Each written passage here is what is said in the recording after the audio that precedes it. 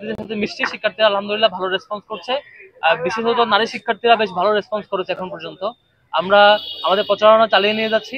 এর মধ্যে ডাকসু নির্বাচনের সময় যত গড়িয়ে আসছে, ছাত্র শিবিরের প্যানেলের কার্যক্রম যত বেশি, আমাদের ঐক্যবদ্ধ শিক্ষার্থী জোটের কার্যক্রম যত বেশি এগিয়ে এগিয়ে যাচ্ছে, এর মধ্যে প্রচার, প্রপাগান্ডা এবং অপপ্রচারও একসাথে বেড়ে যাচ্ছে আমাদের ব্যাপারে।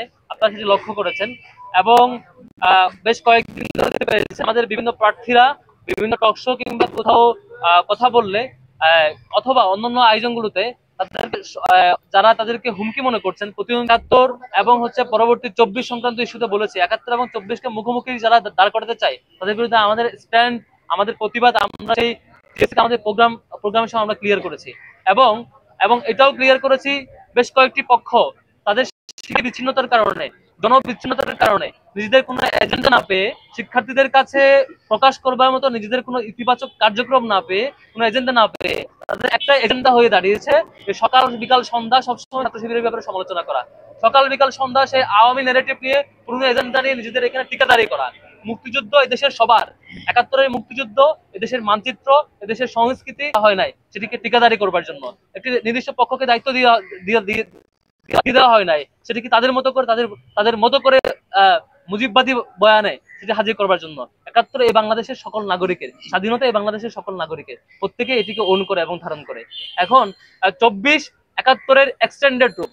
৭১-এর মধ্য দিয়ে যেমন আমরা স্বাধীন ভূমি এবং স্বাধীনতা পেয়েছিলাম, কিন্তু আধিপত্যবাদের কবল থেকে আমরা মুক্তি পাইনি, সেটি এই ২৪-এর গণ অভ্যুত্থানের মধ্য দিয়ে সেই মুক্তি আমরা পেয়েছিলাম।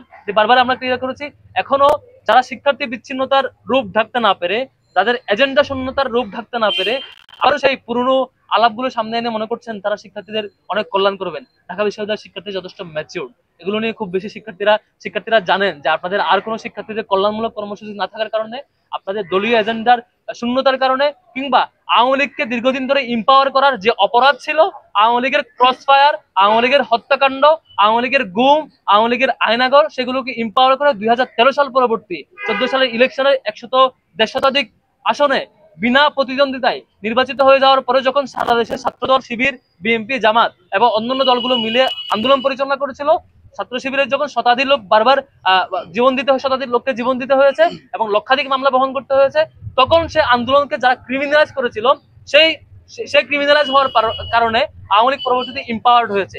ইম্পাওয়ার্ড হওয়ার পরে পরবর্তীতে আওয়ামী লীগ নিজেকে ফেসিবাদের রূপরেখা নিয়ে গিয়েছে, ফেসিবাদ হয়ে গিয়েছে।